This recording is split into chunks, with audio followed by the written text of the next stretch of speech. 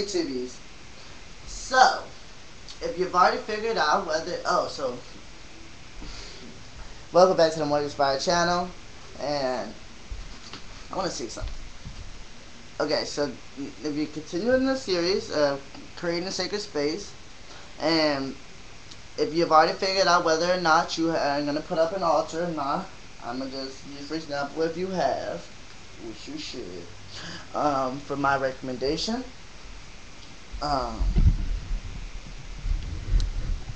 that's any tip or advice I give them is to create a space where you have the power.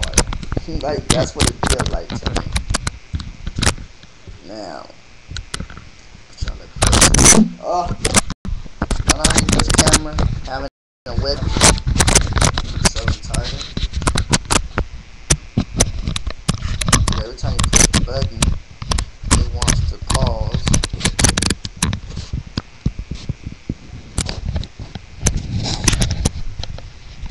Yeah, I really can't get this today. Alright. So I gotta just stay on a while. Anyways, like, it's pissing me off.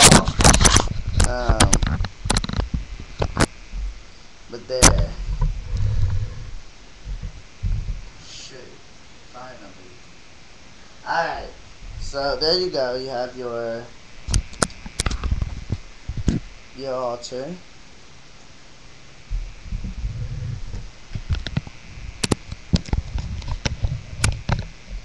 You've already figured out whether or not you want to create an altar or not. And you have your altar. Now, what the main tools you need, representations of the elements, whether it's feathers and stuff,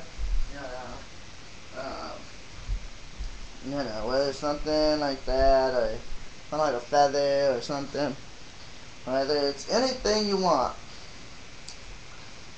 But let's just keep with the basics: incense, salt, water, and you get anything to smoking. Burn it, get it to smoking. So that's it.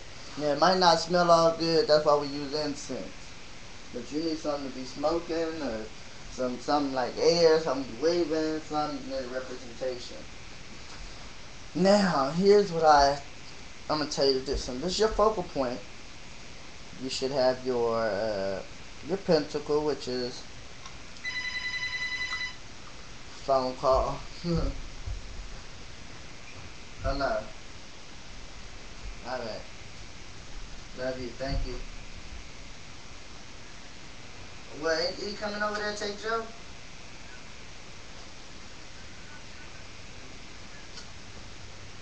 When you call him, tell him to go over there. Alright.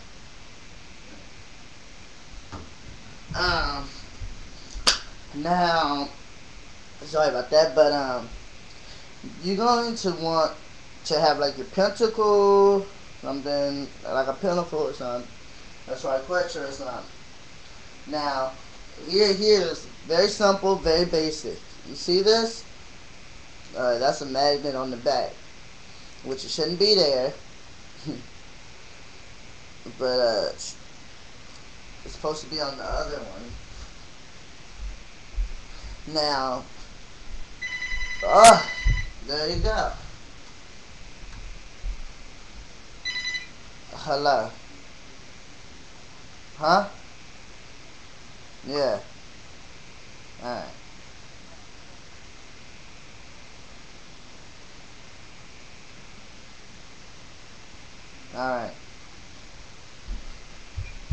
Alright.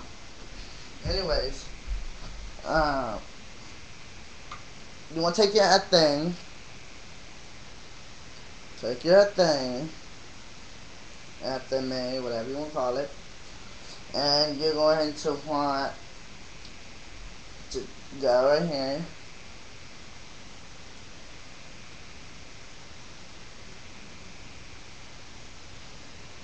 And direct your energies down into the floor. And see I say, see like ripple, like water, like you drop a stone in water. See the energy spread through, like you drop the rock inside water and see the ripple. See that, visualize that, go all up the walls, go all the way up, and be drawn back into the hilt of your thing. So it's just going in a circle like this. So you come down here and then go up, and just, and it's all about visualization. Then your affirmation, you know, here in this time and place, I consecrate this to be a sacred space. You know, you could say as many affirmations as you want, or any kind of variation of affirmation, but here's where it comes in. You say something like, here is the place where the elements gather, here in the sacred space, in between time and space. Or something like that. The elements gather here, that's all the consecration part of this is affirming this place as a sacred. And then you go around and you go with the salt and the water, or you mix salt with water first, and go with the salt and the water, and then you sprinkle with the water, and you go around the room with the fire, and you tell fire to take its place, and you call the element in the watchtower for the first time and greet them and tell them that this will be the places where you will come to honor them and introduce yourself to them. And you call the elemental and the element, and you cast your first circle, and there is your sacred space. And then you tell them to leave, and you give them welcoming and farewells and all of that, and tell them leave, and you just tell them that this is the place where you will come and gather, and we will commune together. The spirits, the elements, your ancestors, the sky, the gods, the goddesses, this is where you come and attune with them. This is where you come and communicate with them. This is where you come together and do your works with them. This is where they divinely talk through you and put their energies through you into your every actions that you take within this space. So there it is. And the aftermath, and see your energies go up around and create a sphere, and that's protecting it. Then you consecrate it and state your purpose, that what's going to happen. Then you call the watchtower for the first time, and you give them welcoming and farewells, and tell them that this is where you'll be coming and talking to them and communicating with all the god and goddesses for the first time, and you tell them this is where you'll come and communicate with them, and then at that point that it'll be creating a sacred space. There you go. A sacred space. Now, this place is supposed to be a spiritual place, a sanctuary, a temple, Sanctuary sounds like somewhere where somebody could come. But yeah, it's your altar room, and that is consecrating your sacred space.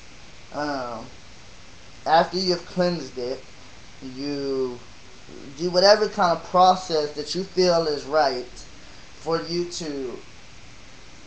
But you want to stick in the lines of what I just said, calling the elements and the elementals for the first time, cleansing the space out, calling the elements and the gods and the goddesses for the first time, invoking these elements and these elementals and the watchtowers, and placing their energies within your altars and telling them that this is where you and you know you like to like. So if their energies are here and it's symbolized here, like attracts like like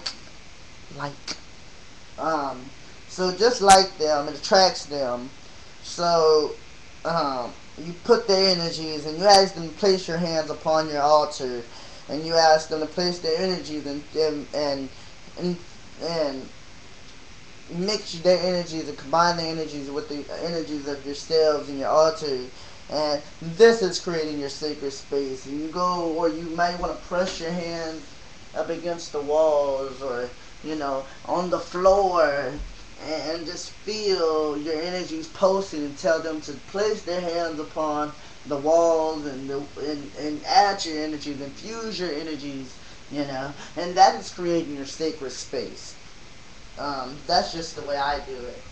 Now, when it comes down to all of the rest of it, now that's creating sacred space.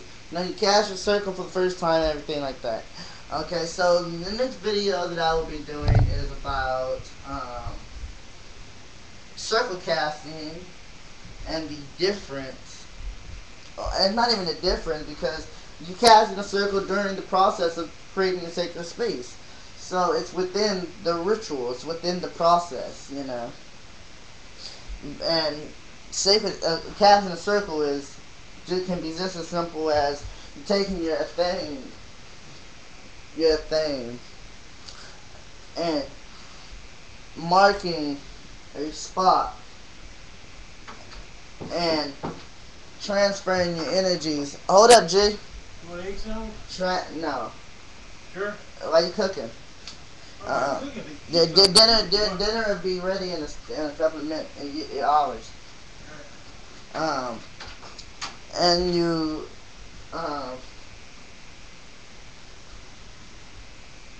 transfer your energy down your thing. You transfer your energy down your arm to your thing, and mark this circle, mark this spot. I use my staff for this process. I use the base of my staff to draw up the energies, and not to draw them up through the point at the tip of my staff, but to draw them up and place them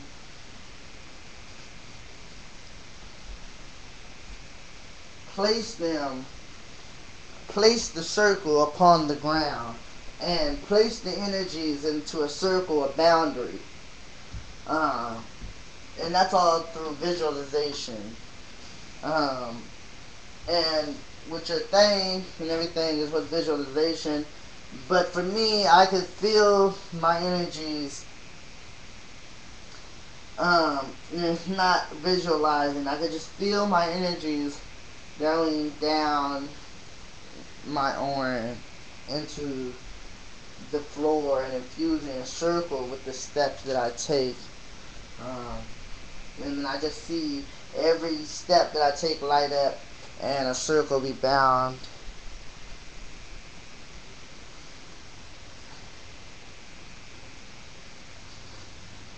So motives be. And then that charges up this circle. So that's very simple circle casting.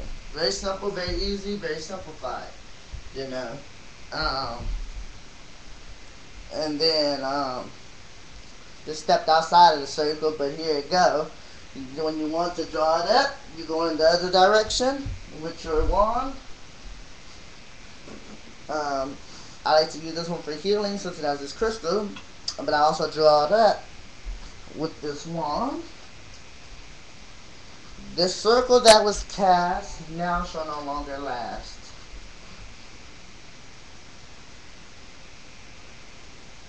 So motives be. And now I direct the energies down into either the salt, the water, anything, but I will direct the energies into my focal point, my altar, and